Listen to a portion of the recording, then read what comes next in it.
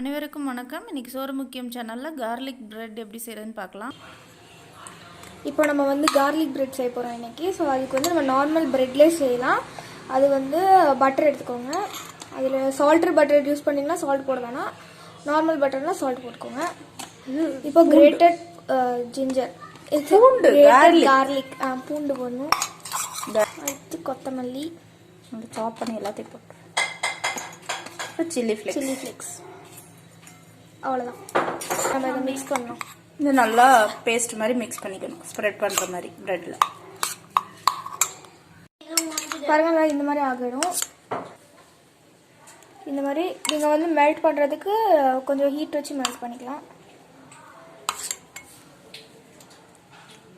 செம்ம ஸ்மெல் வருது. இப்போது வந்து நம்ம இந்த மாதிரி பண்ணிவிட்டு ரெண்டு பக்கமும் ரெண்டு பக்கமும் நம்ம பண்ணணும். இந்த மாதிரி இன்னொரு பக்கம் நம்ம பண்ணலாம். அடுத்து அடுப்பில் போட்டுட்டு நம்ம இன்னொரு பக்கம் பண்ணிக்கலாம்.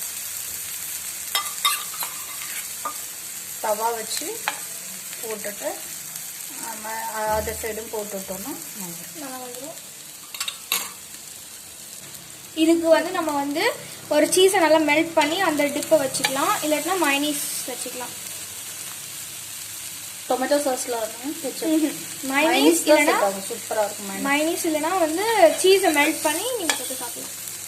இப்போ வந்து இந்த சில்லி ஃப்ளேக்ஸ்லாம் கருக ஆரம்பிக்கும். சில்லி ஃப்ளேக்ஸ் இதெல்லாம் அப்போ கருகிறப்போ ஃபுல்லாக கருக விடாமல் எடுத்துடணும். நம்ம இங்கே பாருங்க, சில்லி ஃப்ளேக்ஸ் இந்த கார்லிக்லாம் கருக ஆரம்பிச்சிச்சு. இப்போ நம்ம இதை எடுத்துடலாம். அவ்வளோதான்.